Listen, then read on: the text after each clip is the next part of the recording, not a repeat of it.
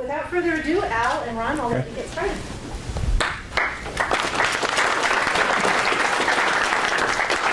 Hi, everybody. Thanks for coming. This is great crowd. I didn't know I owed this many people money, so I'm a little concerned here. One thing Sheila didn't mention, in April at that event, we will have the current president of BMA, the CMO of Motorola, coming. And he's one of the better speakers you're ever going to get to hear and meet, and he's a great guy. And last year... Bloomberg this morning. Pardon me? He was on Bloomberg this morning. Good. Okay. Yeah. And our next president is a lady from Emerson. She was our speaker last year at that event. So we are trying to bring in people from all over, not just Phoenix. So we're going to do our best to get better than me. So Ron's going to make up for me in a few seconds here. So that's it. So it's reality time. We've all been doing social media for a while. I do a lot of it. I do probably everything you can think of. But what's it really mean to you as a marketer? What's it mean to the corporate culture? There are a lot of things it can mean.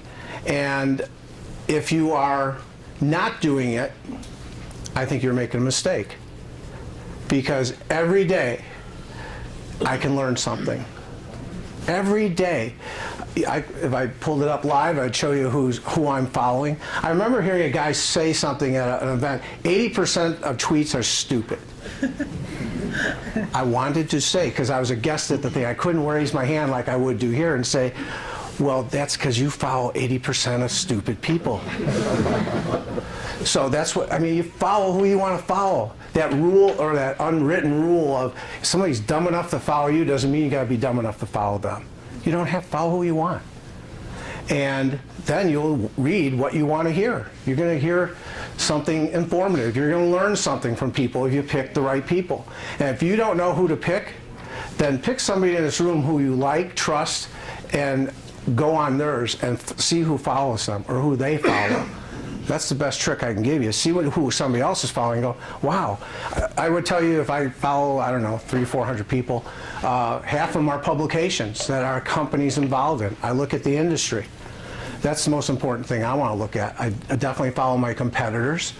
But the reality is I don't learn much from our competitors. I learn stuff from other people, including people in this room.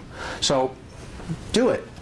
Blog. Blog's probably the best thing you can do because you become a thought leader. LinkedIn is the best thing of all time. It's the Rolodex on steroids. Somebody does the work for you. There are so many different things you can do, but do them. So now I'm going to go reverse it on you and say, okay, now let's get real. Oh, you're going to... Technical difficulties. Okay. So if you don't know much about Avnet, we were founded in 1921 by this gentleman. There was a Mr. Avnet. And we have about 17,000 employees right now. But if I had one thing to say on here, we're very proud of being Fortune's most admired company in our space and technology distribution for 4 years. Very proud of that. And if you don't know much about us, we sell technology products. These are far more famous than we are around the world. We sell those products.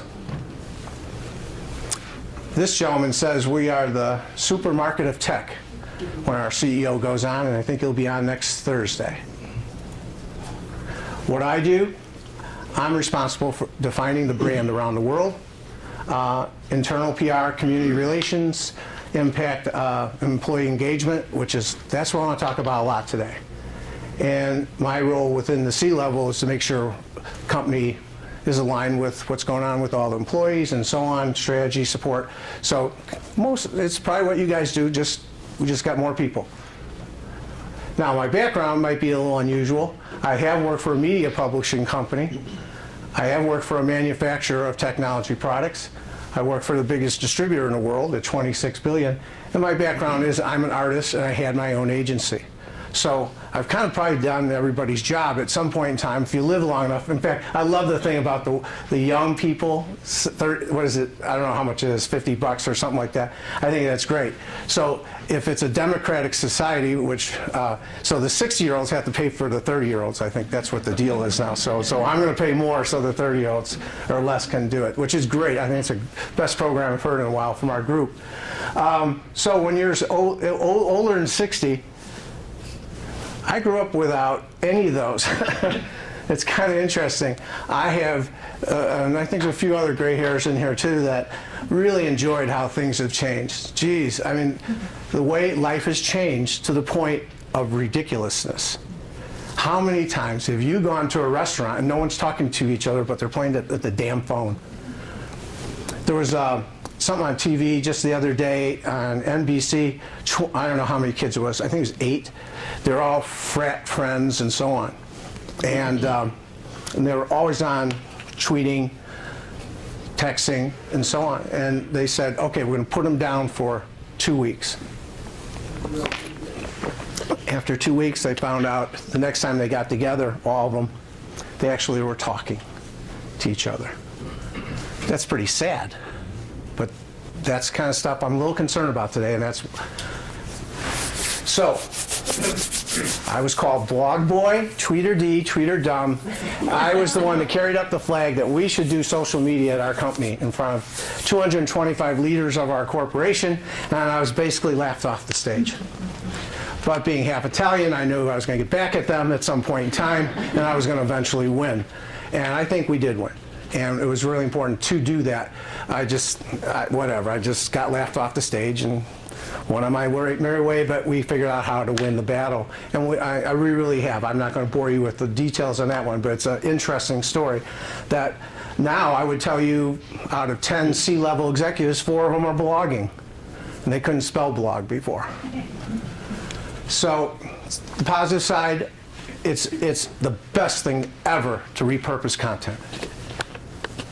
Nothing could be better than the way the social, digital social setup is. It allows you to be a thought leader. Allows you to add a little personality. So if you're a big company like ours, we want a personality. We want to be a thought leader, but we want to have a little personality too. And if individuals are out tweeting or just talking about what that, if you follow me, yeah, you're going to hear something about Abnett, but you're also going to hear something about the Cubs or the Bears and stupid stuff I'm interested in. And you're going to hear that from other people as well. And I think you start realizing who you're dealing with. What kind of people are they? One of my friends I got to know from Intel is because she was a St. Louis Cardinal fan. And if you're a Cub fan, you don't like St. Louis Cardinal fans. And we started getting at each other a little bit and finally got to meet her. And we became pretty good friends because of it. But there is some interaction every once in a while, but I don't know if it's that often. I said it's educational, no doubt about it. If you're not following the right people, you're not going to learn anything. But most of the people today, if I said 5 years ago, most people would be telling you where they ate dinner and where they had lunch and so on. Now, I don't mind hearing that every once in a while, but not all the time. And today, I would tell you 90% of people want to educate you. They want to tell you something. They want you to learn something. And at least the people I follow, I learn something all the time. And I mentioned the Rolodex. So here's kind of stuff I was talking about. You know, so I'm sitting at home watching TV, and you one of these people doing all these other things at the same time? Listening to music or reading a book or watching a movie. Everybody's got their phone, and I know one thing, when I'm watching a football game, I definitely have it with me because I'm following the guy that Mike Jarecki from 910, and the guy covers the Cardinals, and I'm listening to what they've got to say. I'm also following the Bears as well and seeing what somebody else is saying. Like those guys, I'm watching the game and saying, boy, those guys are really idiots. It's nice to see someone else say the same thing and really explain why they're idiots. So we're all doing 2 things at one time. So, but really, all the texting, I love the texting part. You all get texts, right? And you send texts. Well, geez, don't you think you got the phone in your hand? Why don't you just call the damn person? Why don't you call them? Maybe you might talk about something more than, you know, What, you just text them? Are you just trying to avoid what's going on or what? I love that one. The Facebook part, it's very, very important to have that on Facebook because that's where we have our personality. We talk about our people doing things in the community, winning awards, having fun. One rule, only one rule. I don't care what's on there. I haven't looked in a while, Corey, sorry. But no drinks in your hand, not even water. Because I don't want anybody thinking we're drinking on the job or screwing around like that. Not that I don't mind drinking, it's not the picture I want. After that, all things go. So that's the only rule we have. But we want to show our personality. We want people to watch what we're doing on Facebook and say, might be a nice company to go work for. Now, if you're a smaller company, it is prime for you to really kind of tell what you're like and what your company's going to be like and how you can service somebody. Okay. So my concern is we all listen to these phones. How many think Siri is their best friend? You know, I mean, there you go. I've been with people and they're talking to the damn thing like they're really having a conversation. I can't believe it. Siri, what about this? What about that? And eventually I'm waiting for the thing to say, will you stop talking to me? You know, it's just crazy. I mean, I think it's gone a little too far on that side, but it's cool. So the next thing is the virtual friends. Come on.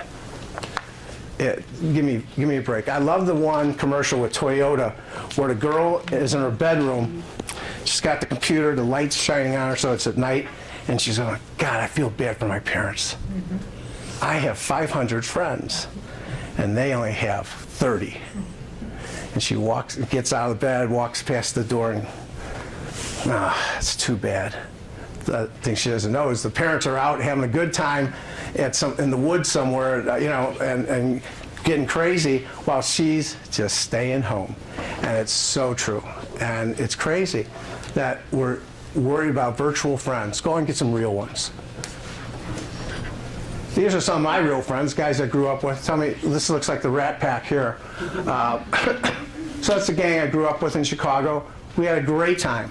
And I would tell you that most of the guys were successful, and the ladies, because we had this kind of conversation, and we've got it documented a little bit about how we grew up. And we grew up because we were part of a social network. We knew when somebody was bullshitting us, we knew when they were lying, we knew when they were our best friends. You learn that. You learn body language. You talk to people. And it's got to help you in your job. And if you don't have more interaction, go out and meet people, I don't know how you can really accomplish anything. I really don't. And I wouldn't say they're all presidents of companies. There's policemen, there's teachers, a little bit of everything in there. But everybody felt the reason we were successful because we grew up without all the technology. Now, I'll be the first one to say I love all the technology because it helps me be more productive. But there's a point. And I think there's a point when it comes to what it's really like for our jobs. So I'm going to just tell you, I don't think social is the right term. Social media is not sociable at all. It's great interaction. It's great digital communications. I don't see that much sociable in here at all. So what's your role in all this? So let me just give you Avnet's. So I don't think you're going to be much different than what I am. So I got social media in there. So this is our brand thumbprint. We have our own YouTube station called Avnet On Demand for videos. You worry about graphics, you worry about web content. Risk management is a big thing today, community relations, demand creation, working with the investment community if you're a public company. You're all doing messaging about your companies, events, seminars. You're trying to attract people to come to your company, sponsorships, publicity. We're storytellers. That's what we do.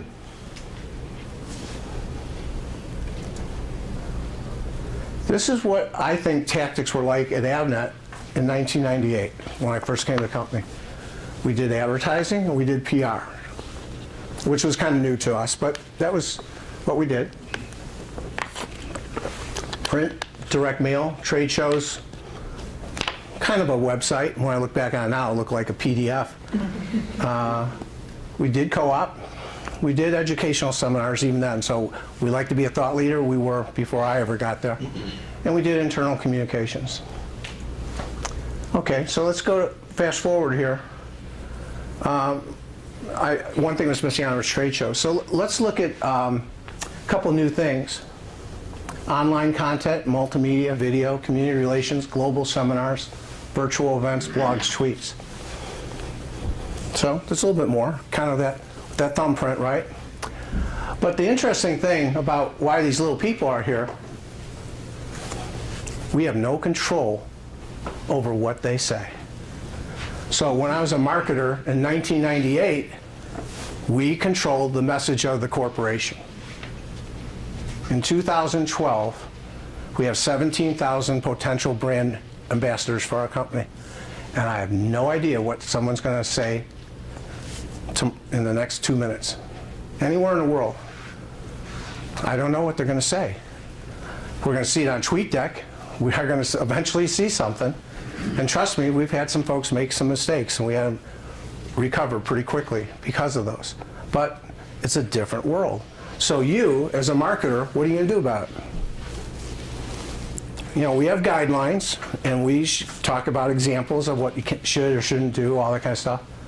But you got to keep communicating with your folks as to what your way is. In our case, the AppNet way. And all you can do is hope they have some integrity. They're not being dumb. I don't think anybody walks in our building and says, well, I'm going to do something stupid today. They're just doing what they think. But the thing is, as you as marketers, you don't control everything going on anymore. You don't. Oh, you got to throw in integrated marketing too. What else? Yeah, there we go.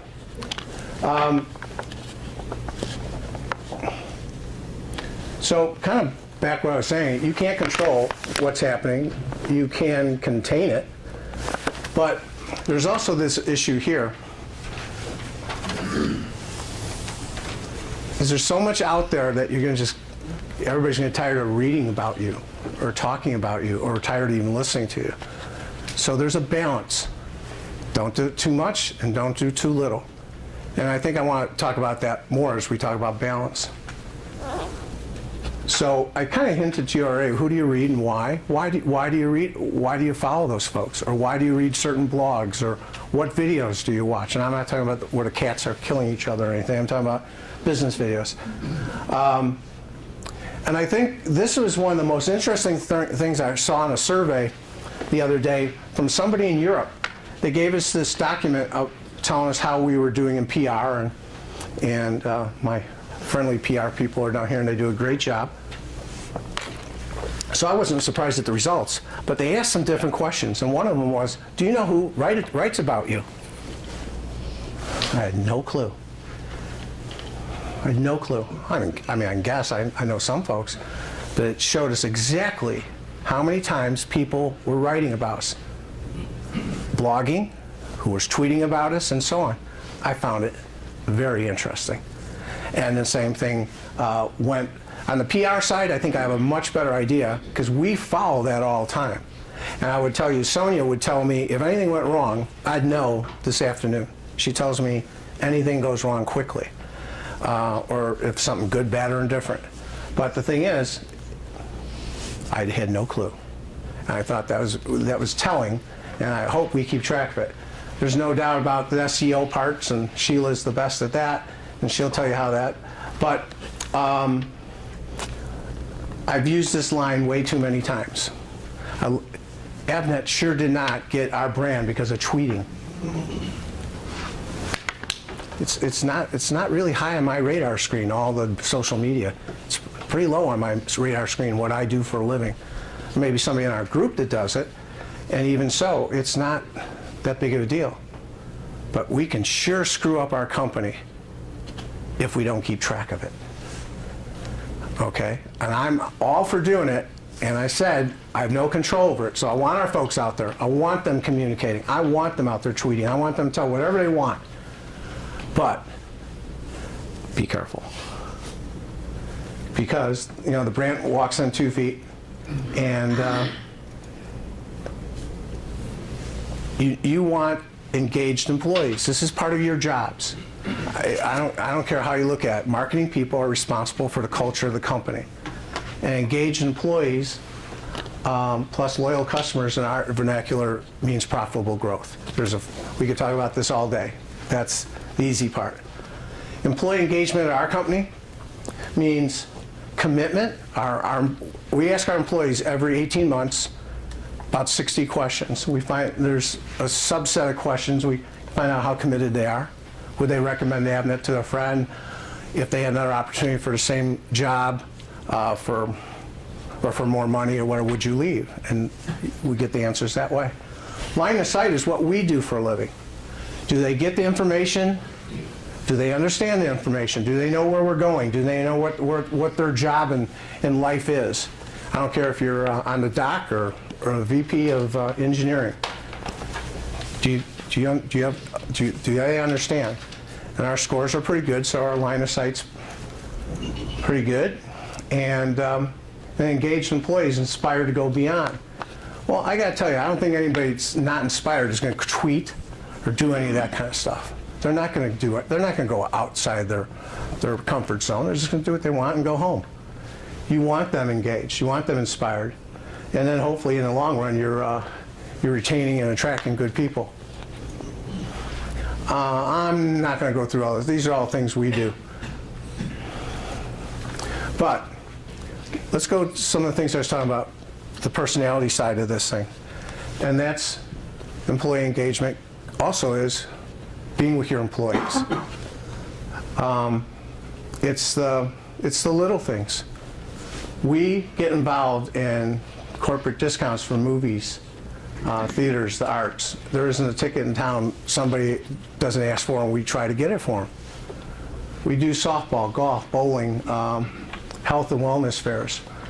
We do a photo contest, and we have over 2,000 entries from around the world where they can win prizes and so on. We have holiday card contests for our kids, and so on. We are always trying to do something for fun. And as marketing people, you have that opportunity to do that. Your job may not say it, but why not? Anybody going to tell you not to? Complain about it? I doubt it.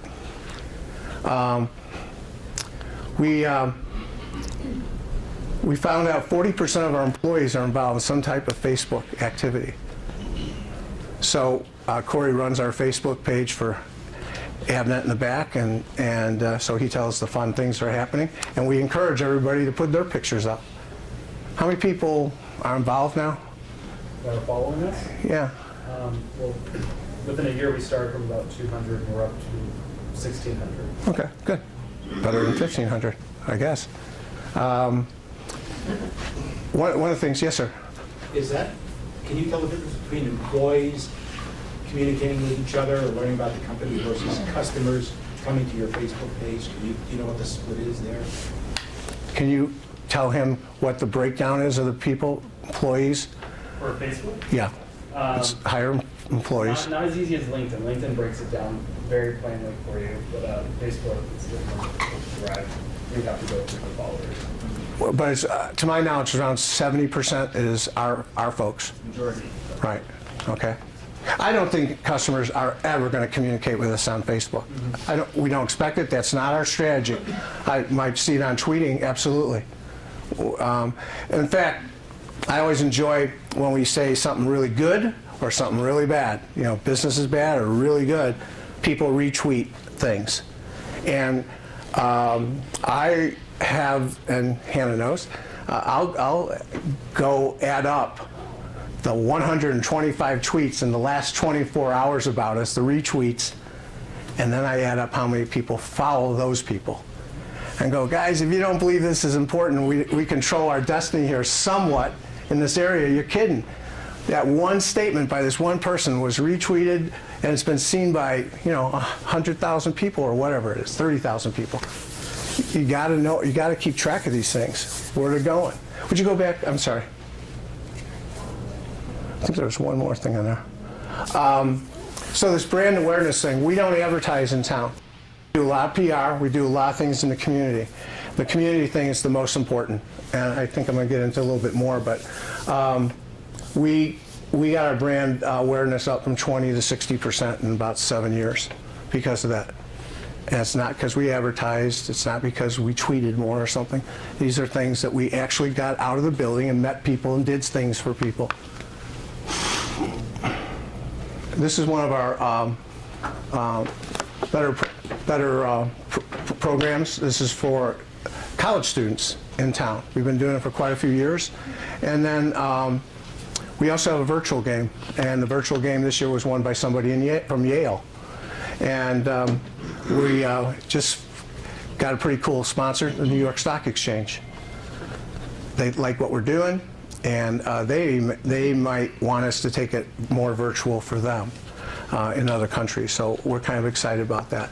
But we do that. We got a softball tournament. We got a softball tournament in April 6th. If you have a team, a company, it's only for companies to play. And if you win, you go to a D-backs game, and we have a lot of fun. But the whole point is just interacting that way. So there's a couple of things we do, but we do in-kind donations, quite a few of them. We get United Way with our folks, ticket donations. Real pleased with all the tickets we don't use for events. We give them to, in fact, one of our first, I assume he's still a member of BMA, but a group called Vet Ticks. They will take your tickets right now for an event at 6 o'clock tonight and give them to some Army family. So they're a pretty cool group. So we do a lot of things, and the check picture is always important.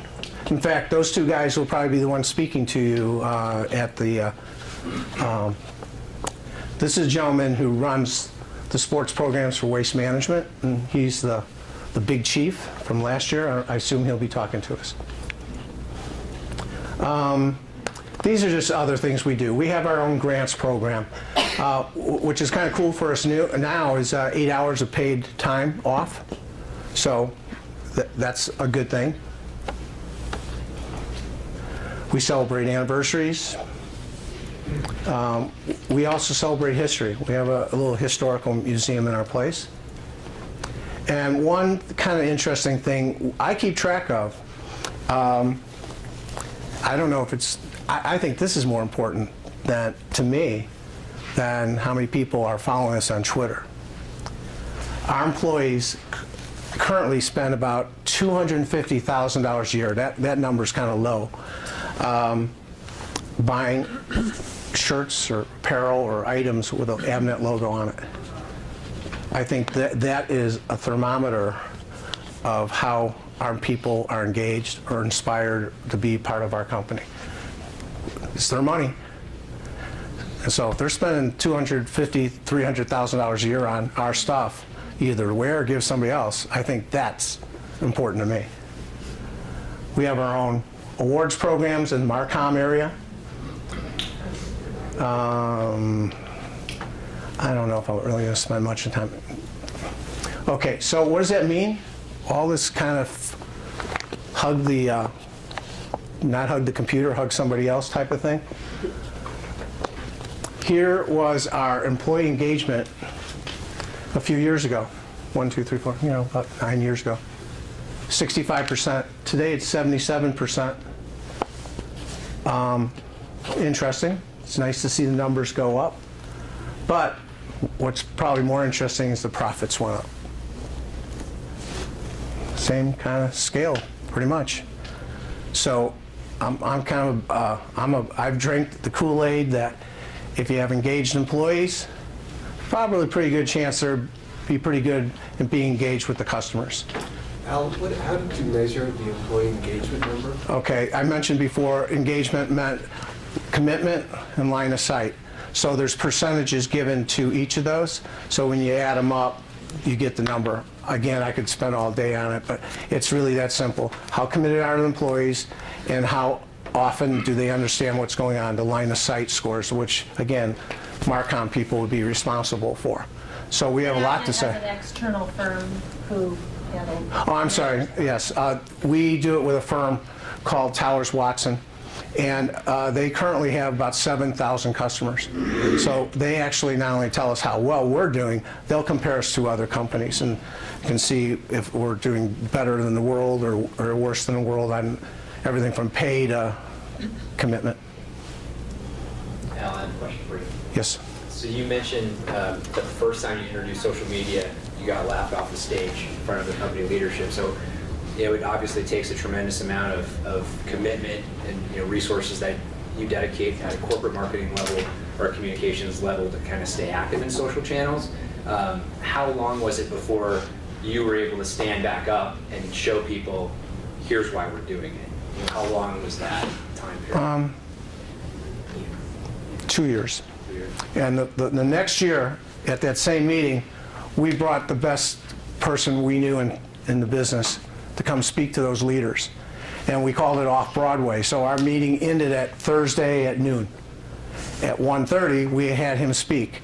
And out of 200 people, 180 showed up from all over the world. And they listened to this guy. And one of my folks who probably wasn't that excited about the whole scene said it was the best presenter of the whole week. So we had to bring in some third-party people. Our PR firm helped. If I kept saying it, no one would listen. I had to bring in some third-party, and people going, all right, all right. And then our folks started kicking in. I mean, you could see what we were doing. Some people were doing stuff they just never told me. But it was like the Christians and the Romans. I mean, when everybody's behind the scenes doing things, we had to bring them out and say we were doing these things and what they were doing well.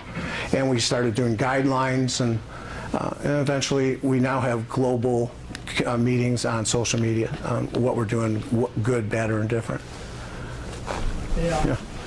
Cal, just, I remember you talking about it before where you said to the leadership, no more jokes, don't diss this anymore. You sort of drew a line in the sand and said, we're going to do this, and just sort of back off. Right, that's obviously Alden's known me for a while, and that is true. What happened was pretty much what you said.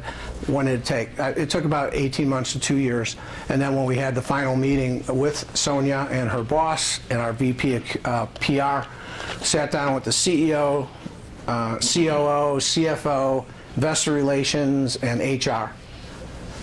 And basically, we at the end at the presentation, they said, "Well, what are you looking for? More money, people?" I said, "I don't know. I really don't know. We're just trying it." I said, "But no more jokes." I said, "Every time you tell a joke, I don't give a shit about the jokes. I don't care. But when they say it and other people hear it or see it, you might have moved 5 steps up. They just knocked you back 2 because, oh, well, that must be stupid if the boss said it's stupid." And they stopped. No more jokes. And all we said was the train has left the station. Just let us try the things. We'll tell you what's working. We'll tell you what's not working, and we'll see what happens. And I think we definitely have a lead on our competitors. Yes, sir. Yeah, Ron. Do you have a social media policy? Oh, absolutely. I went to a meeting like this, and the guy speaking was the IBM blogger, and he was very kind and said, here's our social media guidelines, and we scratched out pretty much used theirs. It was pretty good. And now social media, okay, you think about 5 years ago, it's now in our code of conduct, where 5 years ago it wasn't. And so things have changed. Let's see if we get through. Ron's got to get up here and talk to her. Screw that. What can go wrong? Yep. Balance your digital efforts. No interaction online or in a personal role. That's you got to get out and do things. No strategy or guidelines, as you just hinted. Eventually, you got to figure out what your customers' habits are. We got to keep rolling. One of our speakers said this at our big event in August. If you don't have a mobile strategy that goes along with your social media strategy, you're kind of like closed every Thursday, or you're closed a couple of days a week. I thought that was very clever. Editors, this is very, very important. If you're a PR person, they do stuff with everything. They're looking at the tweets. They're doing all that kind of stuff. You got to move fast. I could provide the slide to you folks, but bottom line is they're not just waiting at the phone for you to call and write the thing, and it'll be printed next week. It's going to happen in minutes, seconds, and you have to be prepared to move that quickly. And that's one of the things our executive team wasn't really up for either. But now it's not a big deal. Everybody's used to having to react very, very quickly. So here are a couple of things, in my opinion, what you could do for yourselves. Get out of the office, go to BMA events like this, be a lifelong learner, be a thought leader, get involved in the community, which I think is probably the best thing you can do. Align yourself with the CIO. According to IBM, where they're spending their money on marketing today is to the marketing people and the CIO. It used to be only the CIO. Get aligned with them. You'd be surprised how life goes faster and better for you. Yep, you do have to educate people. Try things. Expand your role. When I said, okay, you're a marketer and my job's not culture, BS. Make it your job. Help the human resource department. They're human resource people. They're not communicators. They're not usually the fun people. I'm not saying you gotta be a cheerleader, but geez, you can help people be better at what they do and have fun doing it. Forget it. Yeah, forget it. Here's one thing. I think there's gonna be more meetings in the future. Next big thing, we talked about, this guy came and spoke to us. So if there's this big transformational gap going to happen in the next few years, well, where are we in all this? I'll be retired, so this is your problem. But the C generation, they've been connected since day one, right, Hannah? And, but I don't think there's anybody 25 or under can win. What's the Survivor? I know every one of the guys I hung around in the gang would have won Survivor, easy. Social skills, and we also heard somebody said parents actually call the HR department. I mean, it's crazy. I mean, this is all true stuff. I'm not making this up. So here's a couple of comments I would make to you. I expect people, I think somebody out there is going to be smart enough to become a trainer between the connected C-level kids and us old guys, just so we can learn how to talk together. And if I were a university, I would be trying to come up with reality training. Put down the computers, come in, actually talk to people, how to open the door for somebody, whatever it might be. You'd be surprised. I think there will be leadership coaches, and I gotta tell you, I think if young people don't get it, this is where people are going to be hired from in the future. From the military and from people that are in frats, because they're sociable. And when I look at resumes, screw these, but last point on that was resumes. I get a lot of resumes, I talk to a lot of people. The first thing I do, first thing I looked at this young lady's resume was, I don't give a rat's ass what her grades are. I don't care if she even went to school. I want to see what she did as an intern. What did you do during the summer? I swear to God, one young lady came in, she never did anything this summer. I don't know, would she go shopping, or I don't know what she did, eat bonbons? I'm not sure what she was doing for 4 years. Nothing. I just wanted to say, what the hell's wrong with you? She came in, she's been with, I think, a law firm. She's done charitable work, worked for a charity organization. She's done different things. She's just worked for 4 different types of companies. That's what I look for. And I think that's what you guys should be looking for when you're meeting people. What else are they doing other than what they're supposed to be doing in school? I think I've had enough. Ron, why don't you come on up and... Well, you know what? Just go back one more. I'm sorry. All this stuff happening, we're storytellers. And these are different things we do. But look, these are things on the side, but they all collide. You can make all this repurposing come together. It makes you a better marketer. If you're doing videos, community relations, PR, all this is together. It's all repurposing. This is what makes you a better marketer. Not just one of those things, not just social media, not just advertising, not PR, all this. Do it all. Okay, thanks.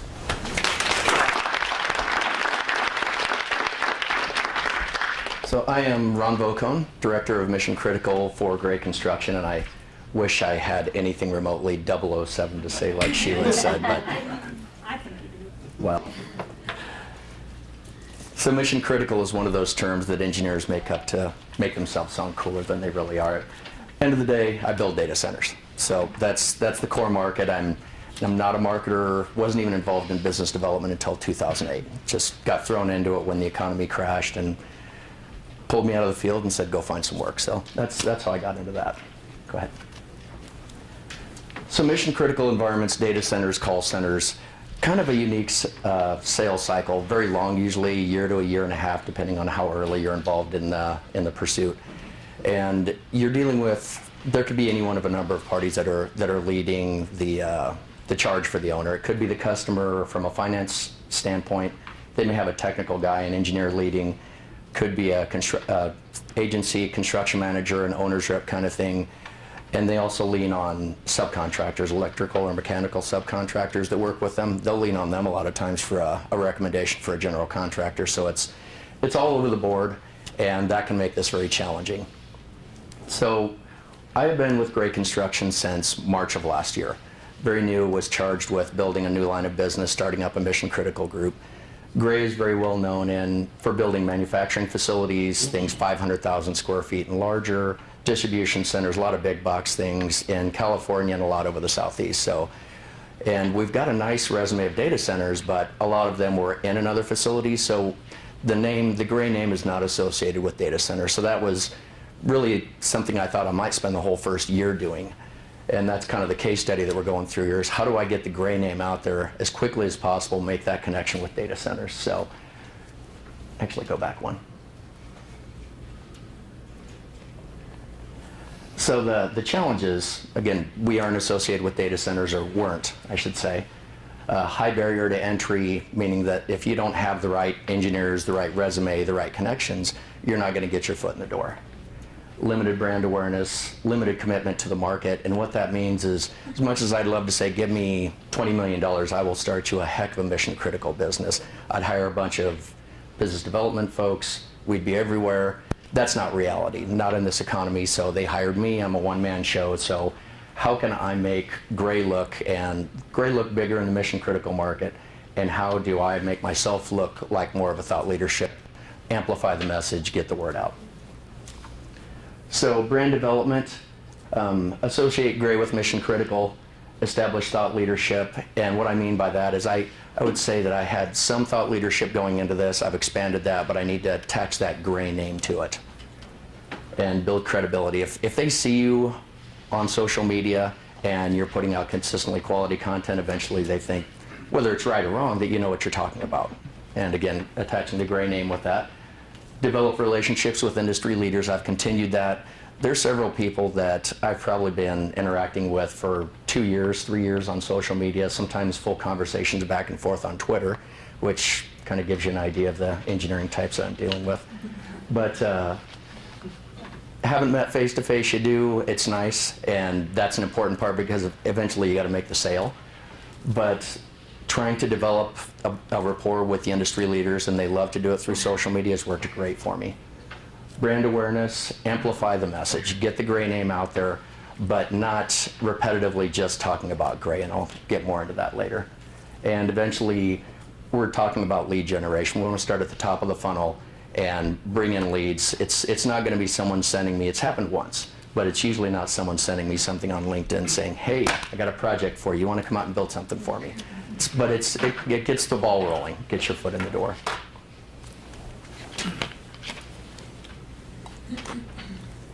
So the strategy, as far as social preferences, you got to figure out where your customers, your thought leaders, your partners are. Again, things that, as a general contractor, and Joe would agree that generally we'll say that the subcontractors work for us, but these guys can have a real impact on your ability to win a job. So knowing where those guys are, get your name, get your face in front of them, hopefully speaking intelligently. It's a good thing to do. Evaluate the market and competitive social channels. Do you want to use LinkedIn? Do you want to use Twitter, Google+? There's lots of things out there. How did you figure out where your audience is? Trial and error.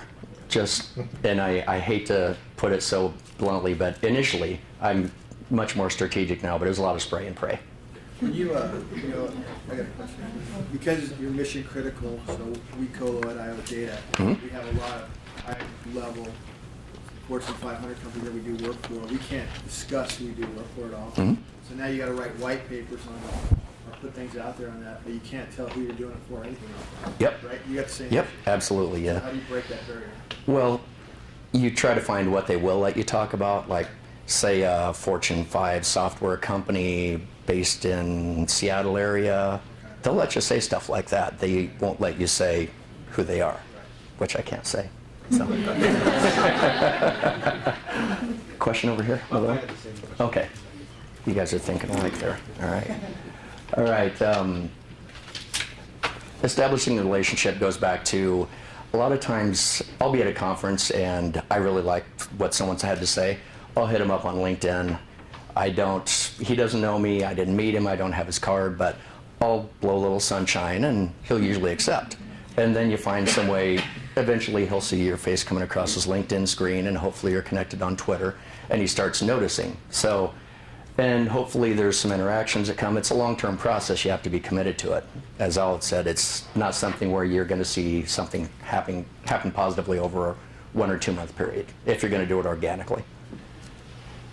So resource efficient, what I mean by that is simply it can't take a bunch of people because again, I'm one-man show. So certainly got a lot of construction resources behind the scenes, but I'm out there trying to do this. We've got to be efficient as possible. And people say, doesn't this take a lot of your time? And it really doesn't because I'm using the right tools and the places where I find the content I was already reading. So it's just taking the next step to post that. And coordinating with marketing for measurement. Got a great marketing department. If you ask me a bunch of marketing questions, I probably can't tell you what they do. I just know they do it well and it makes me look smart. So I'm happy with that. Question. Go ahead. Does the marketing department have their own social media? Yes. Okay, so you just work in conjunction with your needs? Yep. Okay. Yep, I took my personal brand to Gray, and apparently they see some value in that, or I don't know why they'd have me. But what I've heard a lot of times is you build your personal brand and the company comes along for the ride. So I've kept that up. We tag team on a lot of things. If Gray does something really special, then I'll retweet them. They retweet me if I have a column coming out. It's getting it all working toward the common goal of either getting work, getting to your website, whatever that is. One more click. So LinkedIn, that's where it all started for me. I kind of inadvertently got into it a long time ago, but that's my favorite place to be. I'm comfortable with it. I like the changes they've made, but there's so many things you can do. You've got your profile. Everyone here knows what, or I assume knows what search engine optimization is. You can optimize your profile. Put in all the words that you want to be known for. Mission critical in my case, data center, sustainability, and that's kind of my personal brand where there's a lot of people doing data centers, but trying to get that intersection of sustainability, energy efficiency, and data centers is where I really work the market hard. And that's kind of been a differentiator. Not as many people talking in that space, and it's helped get me noticed. So, and every week every time you do something up to your profile, there's the network updates you've probably all seen. Every time you tweak experience or expertise or whatever, your name goes out there on those LinkedIn network updates. So it's a great thing to do, real simple. Groups, you can belong to up to 50 groups. I'm in 50. Someone could argue, can you be interactive on that many? It can be a challenge at times, and I won't say I look at everything that's posted every day in those groups, but probably 35 to 40 are data center related, 5 to 7 are sustainability related, and the others are pure energy, so I can hear more on what the energy group's doing, which directly relates to data centers. So Twitter, again, a very, very different thing than LinkedIn, but you've got the space over here, use it. You've got the whole screen, put information up there, get whatever you can about your company out there and yourself out there. So you look at how many times I post on Twitter versus LinkedIn, for example. I post probably 7 times a day as far as specific content on Twitter. LinkedIn, probably 5. And sometimes it's more acceptable to send out a lot of information on Twitter. Some people have full conversations, and hopefully you have interactions. back and forth with people, and I'll do that on Twitter, not as much on LinkedIn. Because on LinkedIn, you have your picture come across someone's homepage on LinkedIn, and the term I'll use, and I think it's very appropriate, is fatigue. If someone sees, and you've probably seen it, where one person has posted a dozen things and it's filled up your screen. You turn them off, you disconnect, you don't want to do that. So staggered out 2-3 hours, whatever your tool says you ought to be doing. Go ahead. What type of content do you have posted on LinkedIn? Is it just take a look at this article, it's an interesting one, so, or is it content that you yourself have created? Yep, both. What's the ratio? It's probably 97% or more other people's stuff. I write a column a month, so I'll put that out there. And if something good happens with the company, I'll put that out there. But if you put too much of that out there, people tune you out. They're just talking about yourself. You've probably met people at a party or something, and all they want to do is talk about themselves, and it gets boring, and you find some way to go get a drink or do something else. So same thing on social media. They'll tune you out, and I did that really, really badly. I used to read all of my stuff in the evening, post it all, and then I was made aware of what that really did, and so found scheduling programs through my wife's great help. And so Google Plus, I use that differently than the other two. I post much less content there, 1 or 2 times a day, but usually if I have 5 or 6, 7 things I want to do during a day, I'll take the 1 or 2 most important things that I think impact either sustainability, energy efficiency, something specific to data centers, get it out there. You've got more place you can write, so take advantage of that. And I found that even though I have far less people on Google+, they seem to be much more interactive, much more engaged. So using all of them for different things. And then the guest authoring, it was probably just under a year ago I did my first column for Data Center Knowledge. Was really a group that I really had liked, read their stuff. It's one of my go-to newsletters every day. And we ended up interacting on social media. They said, we see you posting all this great stuff, would you write a column for us? So did that with the intent of just writing a short series, and after that was done, I became part of the batting order. They just said, what are you going to do next? Keep going. And that single thing, speaking to the thought leadership that Al mentioned, did more for my and Gray's brand awareness than anything in the data center market. Data Center Knowledge, then click one more. It's just a great site, very much where data center geeks go to learn. And to be included in that was just a huge win for me. And very interactive group. I think they have 5,000 individual people hit the site a day, which isn't a huge number, but in the data center industry, that's quite a bit. It's a very small industry, and everyone knows everyone, so it was a great place to be. And customize the approach, figure out what works, 1 or 2 more type things, figure out what is shared. It's all over the place, a lot of trial and error. So the tools from a business standpoint, I get tons of newsletters. I've subscribed to a lot of RSS feeds, have Newsfeeder, and then I use Buffer app to do the scheduling. I like it because of the scheduling on its own. It will reach into your Twitter and to your LinkedIn and figure out where are the optimum times for your content to be viewed. So that's a great thing, plus the price is right, it's free, unless you want to do their upgraded package, but I've had no problems at all. I felt unlimited by what I've been able to do with the free version. Google authorship tag is something that really is an exceptional thing, and I am not smart enough to tell you how to do it, but it's a tag that we have embedded into my columns, so that then leads people back to my Google Plus profile, which helps in SEO value through Google. And I didn't really know how well it was working until after a couple of columns that we'd done this. I just did a random data center search with no intent of looking for myself. And I was number 4 on one and number 5 on another search. So it really, really works. And it was within probably a week of when that authorship tag was put in. Can you give us some idea of what that is? Or maybe Sheila could. Yeah, It sounds that good. I have my expert in here that can tell you. She did it. So you have the unfair advantage, at least in the construction and data center market, that my wife is a brilliant digital marketer, so that helps. Okay, so authorship timely connection process. When I go to conferences, I work the heck out of the room. I'll come back from a 3-day conference with 80, 90 cards. And to have a really good conversation with that many people is hard. My brain's fried when I'm done. But within 24 hours of meeting them, whenever I get back in front of a computer next, or sooner if I have my iPad, you're going to get a connection on LinkedIn.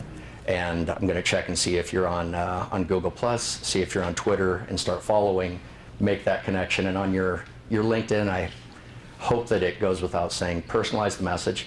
You don't want to just find them, click on it, say you're a friend, or you've done business together, and just leave it saying, I'd like to connect, add you to my personal or to my professional network. You can connect to just about anyone if you personalize your message. From a marketing standpoint, again, our marketing group's great at this.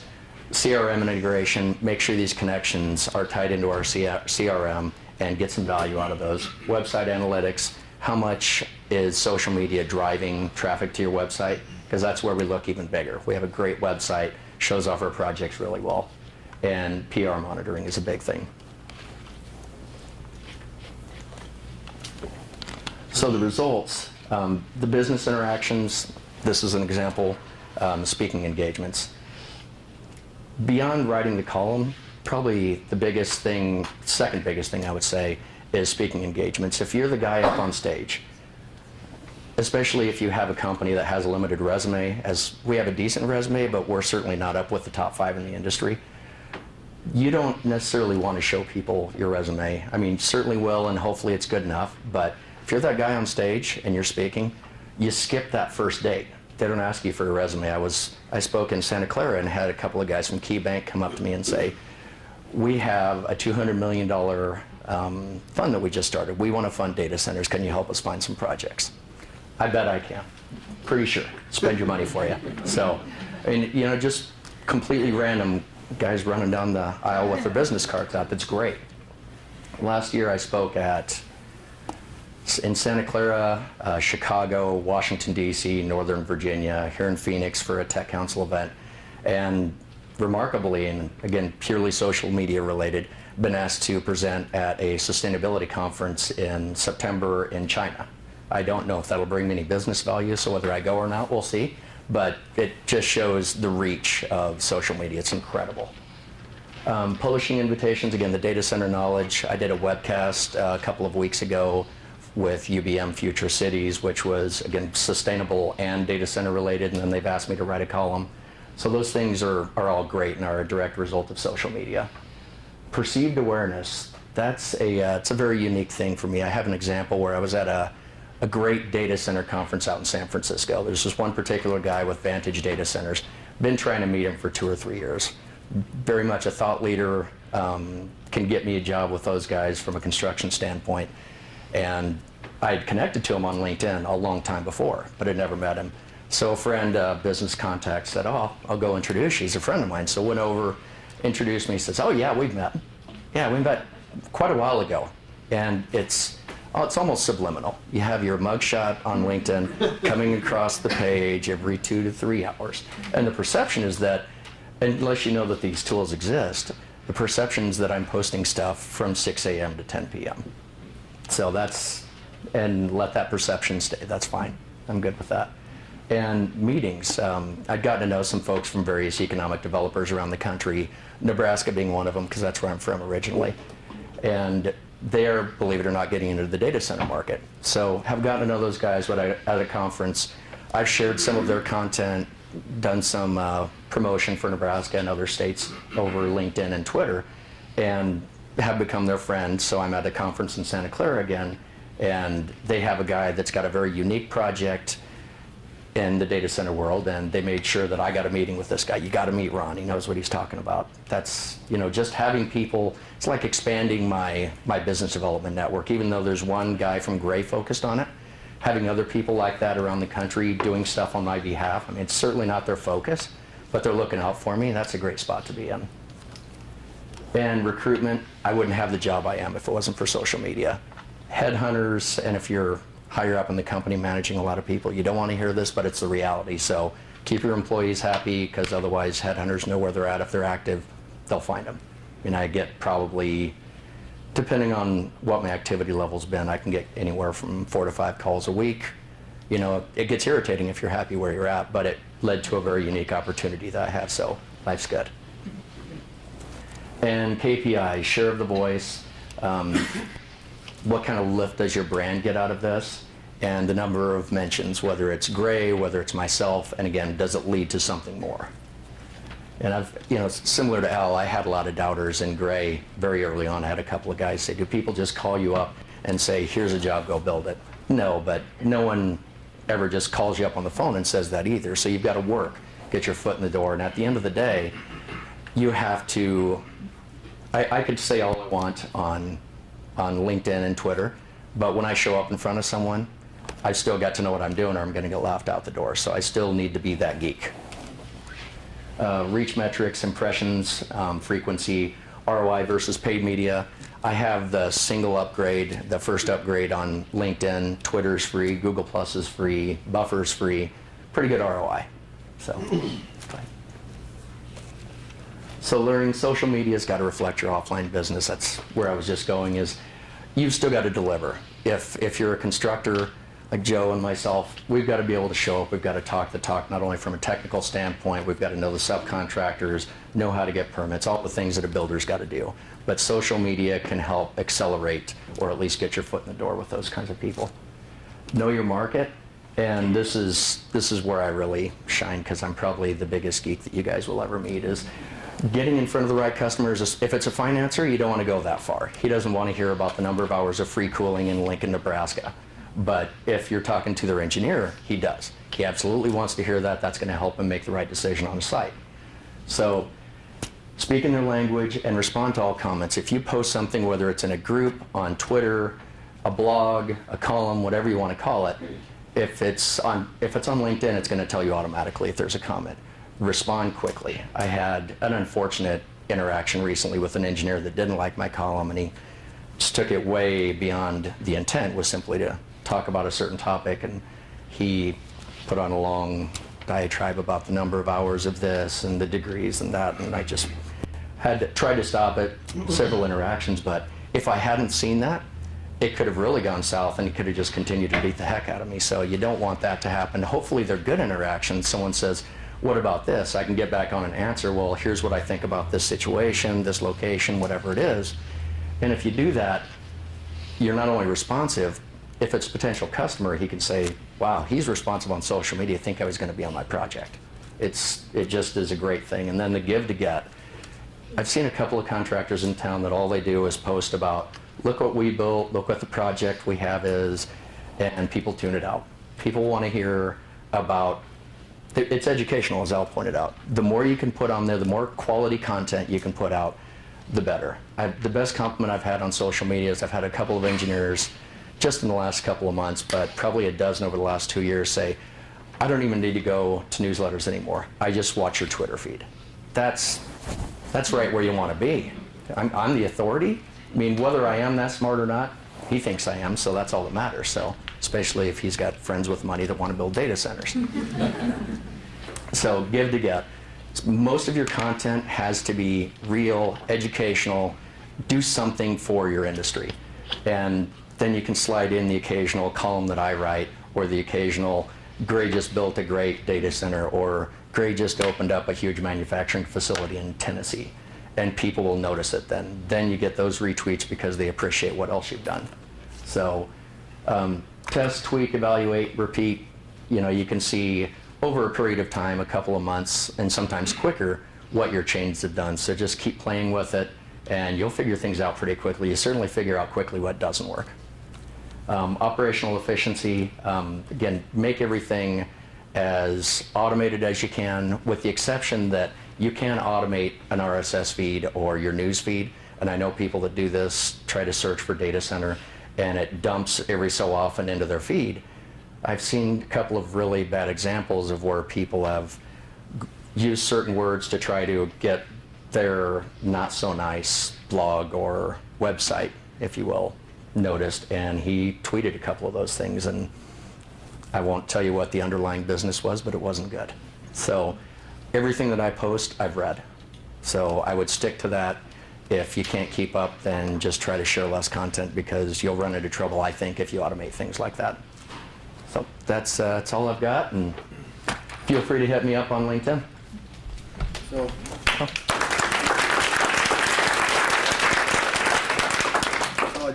many leads you generate for your sales force?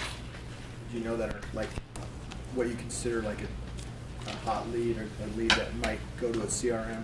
Your guys are following up on it. You're feeding into that, and then how many conversions to data centers do you get per day? Oh, well, having only been here 9 months, I can't say if there's any that have led to a project, but we've got about a half dozen real leads that we're following up on. One guy, and this is the one that I called, he's a consultant for a co-location customer based out of Florida, that he called and said, hey, I've been connected with you for a couple of years, met at this conference, follow your Twitter feed, you know what you're doing. I need someone on the construction side that can help me do some conceptual estimating, help out this customer looking at a national data center rollout. So they're very much in spin cycle deciding how big they want to go, but if it happens, I'm at least going to get a seat at the table. Well, and the brand value of what he's doing is huge. Right. No, And yeah. that comes before lead generation. So if Gray was virtually non-existent in the data center space before he got there, to go from that to being a recognized expert in data center knowledge, which if you're in the finance world, you read Wall Street Journal. If you're in the data center world, you read data center knowledge. So to even be picked to be a writer for data center knowledge is a really huge thing. And to not submit or have to write a white paper. He single-handedly put Gray on the map Oh, I got that. for that particular industry in 9 months, which is, I think, one of the most amazing case studies about how one person can influence social media. And for those of us who are with agencies, you know, we sometimes struggle that we're asked to do this for our clients. And this is a perfect example of, you know, he's working with his marketing department, but because he is the thought leader and he can go to market with real, legitimate information, how much more powerful that can be than any agency could do for anything. And I know I just got myself out of a job here. but the truth is that for our clients, the more that they can communicate through social media and tell their story in the way that both Al and Ron have so effectively said, the more powerful the impact can be. And truly, because I know a lot about this space too, Gray went from 0 to 1,000 in 9 months, which is a really tough thing to do in that particular industry. So this is a pretty phenomenal case study of what he's been able to do. What's the conscious reason why you're not using Facebook? You know, that has been a debate within our family for quite some time. And I don't have a great reason other than I made fun of a lot of people a long time ago, which I should shoot myself for now, that I use social media so much. But no, it's simply that I try to separate. I don't do anything personal online. It's all just purely professional, and there's certainly a place for it. And when I was in pursuit for a Facebook data center, I thought very quickly about getting one on and kind of have some ideas on what I need to do, but it's just I haven't gone there yet, haven't seen as much value in my specific market as I have through the other channels, but I should be. I honestly should be, and Facebook could easily look up if a profile certainly appears and says, oh, you just joined. That could be the reason I don't get a data center with them. So you have the column on the data center knowledge, but you don't have a blog that's specific on the Gray website or anything like that, do you? no, I don't. Why? Well, I'm trying to drive more people to the Gray website to talk about data centers. So we've been doing that more through my column on data center knowledge and trying to lead people back there. Once we're a little more established in the market, that's one of the things we've talked about doing. My columns have been reprinted in Gray's, got a monthly newsletter that goes out, and they shove some into their manufacturing pulse, which is another online or a digital newsletter that goes out. And so they republish them in there as well to lead people back to Gray and make that connection. Any tips you have for making sure you allocate the time you need to write the columns and making sure that gets done on a... If it wasn't for the last minute, nothing would ever get done. I talk about it and I think about it and I write better proposals and I write better columns at the last minute. So basically I'm terrible at it. I'm a horrible procrastinator. I put myself up against the wall. I'm trying to do better. My last couple have been. But I think especially for someone that schedules themselves a lot, simply to put half a day in your schedule and just block it out and have the discipline to either leave the office, not open up anything on your computer except Word, because once you open up social media, oh, look, something shiny. So it's a lot of discipline, and I won't say that I'm great at it yet. Go ahead, Joe. Somewhat of a similar question is, how do you manage the balance between the social media requirements and the time in front of clients, eye to eye? The culture, the contact that Al spoke of. Mm-hmm. I am probably on the road 80% of the time, and that's, I guess while I'm on a plane, if they have a decent connection, I'll do some social media, but otherwise I'm out chasing customers. I can do a lot of data mining through LinkedIn and try to find the right guy to get to, but I would say probably 95% of my time is spent more people-facing than social media. I really don't spend that much time on social media. I've been kind of a student of the game for 7-8 years, so tons of newsletters, tons of reading, keeping up, and especially technical things like this, whether you're in the data center field, healthcare field, anything technical like that, you've got to stay up on what's going on if you're going to be able to talk intelligently about it.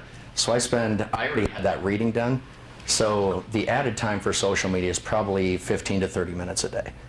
Just posting the links, scheduling those things, and if I have any comments, I also look at other feeds, people that I really trust that are thought leaders, and viewing the groups and commenting. But you know, it could suck up 8 hours if you let it. I mean, you can keep looking and looking. It's kind of like YouTube. It can be very addictive, but I would say I spend probably 15 to 30 minutes a day. Good. Aren't there other people in your company that could put out content that would be valuable to your customers, that you could co-author with them, so your name is tied to it, so it would attract more people, but you don't have to write everything yourself? I mean, there's got to be folks, I would think, that There are, but most of them, again, with this being a new market vertical for Gray, there's not as many pure play data center geeks in the company. I'm the one that's dedicated. There's certainly some smart guys that have worked on data centers, but haven't been as committed to the market and as immersed as I have been. So at the end of the day, you can make that connection, but someone's got to be able to answer the question, so I certainly wouldn't let any of them out on their own to do it. The content that you post out, do you grade the content? Sort of like, oh, I might have seen this before, it might be a month or two old, should I send it out or not? I don't send out old stuff. I don't send out old stuff unless it's very unique, or I've just posted or started a discussion on something else where this is relevant. Got a friend out of a great data center in Las Vegas that every now and then he'll pull out one of his old blogs and bring it in and say, here's why I'm reposting this, part of a discussion, and he's always spot on with it. So I do that every now and then, but generally just something I've read. I don't post anything that's old, try nothing more than a week, generally just a day or two old, because I want to be a news feed too. And as far as grading it too, if I've read something, if it had a great title but it was a weak article, I don't send it out. It's got to be something that I read, I enjoyed, so I'll send it out, hoping that there's other people that think the way I do, which could be unfortunate, but. Questions? Any questions for Al? We didn't really give a lot of time for that. We went from one to the other. So what are a couple of takeaways from the session today? So this is how we remember this stuff. So we don't go to sessions and then we forget it tomorrow.